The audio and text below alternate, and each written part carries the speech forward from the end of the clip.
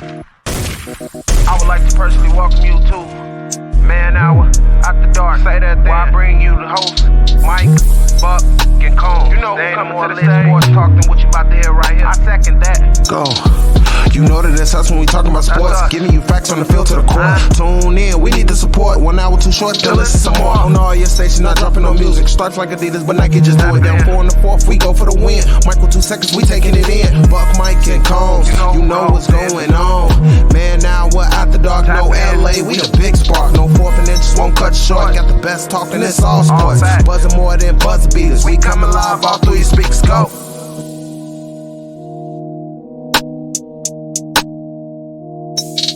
And what is up, everybody? Michael Buckhatcher here with the Man Hour.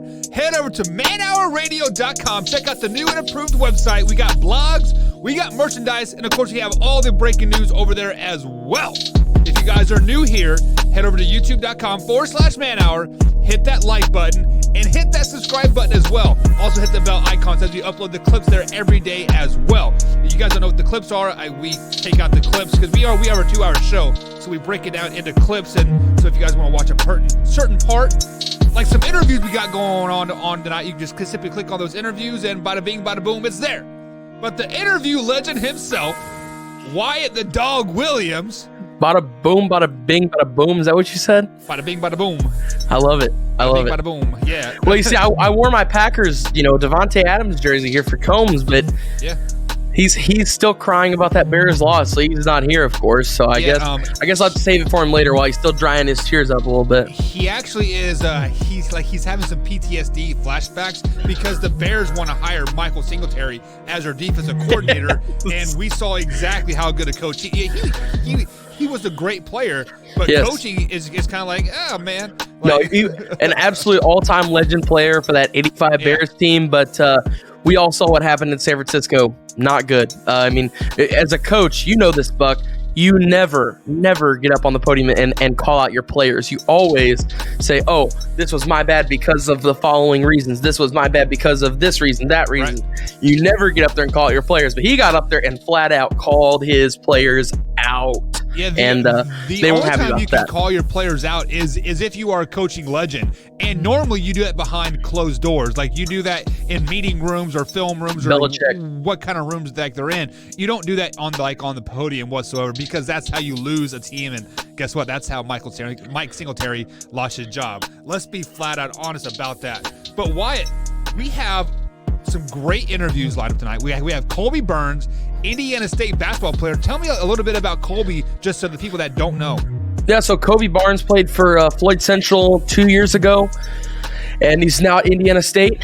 He is an awesome guard. He plays guard and forward, a little bit of both for the team as well. He had some clutch free throws down the stretch the other day and a nice comeback win over Loyola Chicago, who everybody knows was the tournament sleeper team, the Cinderella team, as they call them, a couple of years back. So he had a nice game against them, but yeah, he's a Floyd Central legend. He's in the 1,000-point club there at the school you coach at, Buck. Yeah, he's a great basketball player and a really good person too, and so we'll see him at 9 o'clock. Yeah, and then we also have some other kids that are trying to transition to that Division I team there. They are here at Jeffersonville High School here in southern Indiana. Tell me a little bit about those two kids we have coming on as well. So the first one, I'll start off with Will Lovings-Watts, a crazy athletic player. I mean, the guy can play pretty much anywhere on the court. He's going to be running point guard next year, most likely for the Red Devils. This year, he's playing the forward position. If that tells you how diverse of an athlete that he is, you can throw him anywhere and it works. He can jump out of the gymnasium. I mean, the kid literally has springs in his legs. I'm telling you right now, it is legitimately like he has springs in his legs. He's crazy athletic dunking wise, decent shooter as well, really good defensively. He is a super physical player, which at times is really good. And in those big moments when you need him, he's there physically for you. Yep. But the only draw he has is he draws a lot of fouls. But other than that, that just comes with being a super physical and athletic player. People have their eyes on you, especially the refs at all times. So they They notice whenever you do stuff like that a little more often. And And I also kind of noticed that the refs in Southern Indiana always kind of attack Jeffersonville a little bit as well. Because I remember it was Jeffersonville versus Silver Creek.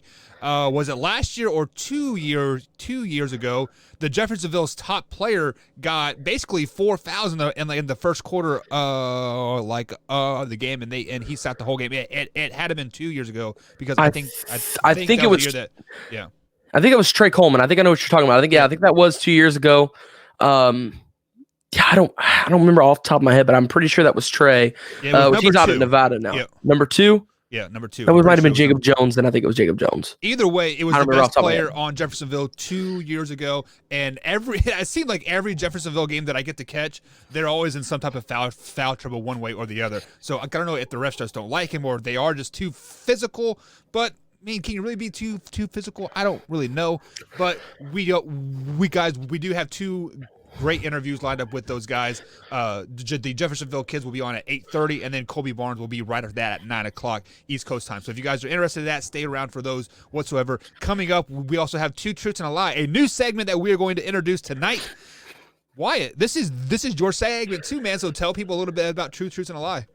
So the original name for it was Liar Liar that I came up with, and pretty much it's just a play on words. You have 2 truths or 2 lies, and then you have 1 truth to back it up. And basically, the 2 hosts on the show have to guess which one is the truth and separate the 2 lies away from the group. So I got a pretty good one here for you. If you guess it, you literally have to be the biggest fan of this player.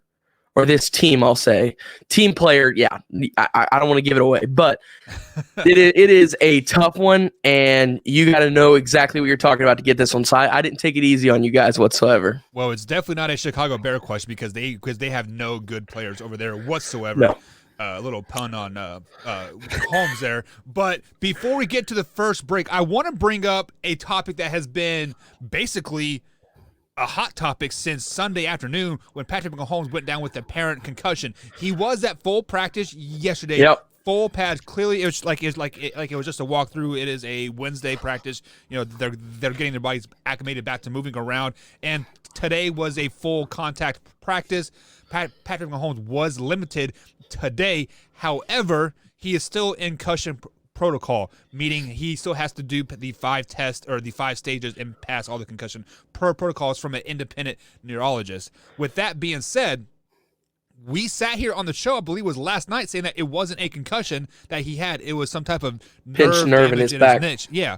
So obviously right now we are getting conflicting reports. Is it a concussion? Is it a neck? Is it a turf toe? Is it a sprained vagina? Who really knows at this point?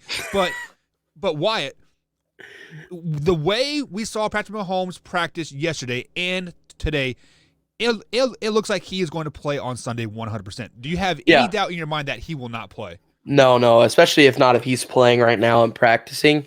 If he's let's see, let's bring up Tori Anderson's here. Says spinal concussions. Spinal concussions are a real thing. Yes, they are, and that could be what we're dealing with here. At this point, he could have a broken neck, and we don't know. But no, honest to God, we talked about this a lot on the show, and there's no way he doesn't play this weekend. I don't think he should play if he's not ready. Me and Combs have expressed our feelings on that a lot as well. Like, he's a franchise guy. This is somebody that the Chiefs are going to be depending on for the next 15 years. I mean, we also signed a 10-year contract for a $500 million with a B, not million, $1 billion. $500 million is what he signed that contract for. So I don't know. It's tough to me to send a guy that you put that much money under out on the field if you know there's an injury risk. But also, the team doctors for the Chiefs are pretty good because they are NFL doctors, so they do know more than I do. That's for sure. Right. So if they say he's good to go, then he's good to go. So I think they're going to take every single precautionary measure they can. But at the end of the day, like you say, Buck, it is a win first, a win now league. That's all that matters, is bringing that Lombardi trophy back to your house, and they have a really good shot of it right now. So I don't know. I especially if he's full participation in practice, I don't care about concussion protocol and all that stuff. If you're full participation, tomorrow you're going to practice again, and then Sunday you're going to play. Like it's just that simple. If you're at full participation in practice. So at this point, no. I mean, there's still maybe like a 0.5% chance he doesn't play. Mhm. But I'm saying it's like, if this injury were to happen to a player that's this good 100 times, then it would only be one time that this caliber of a player would sit out. So Right. I doubt, honestly, I doubt that they'll sit him, especially, like I said, especially if he's at full practice. So it's a tough call still to this moment, because I don't want to say he's in or out yet when we really don't know.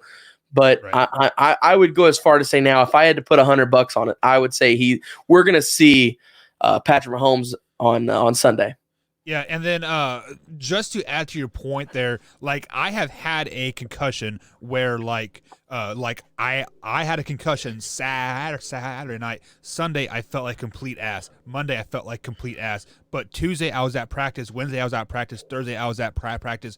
Friday I was at practice. Full contact, full speed, yada. But then I woke up that Saturday morning and I was like puking and couldn't see straight, and like I was going through withdrawal, or like it wasn't like a withdrawal, but I felt like I got a concussion all over again. So that's when I played for like 10 years, I think, probably maybe a little under that, but I got lucky enough where I never had a concussion, but I got my head rattled a couple of times, that's for sure. You play the game of football, that's just the stuff that's going to come with it, no matter what level that you're playing at. So it's definitely something that's in the game.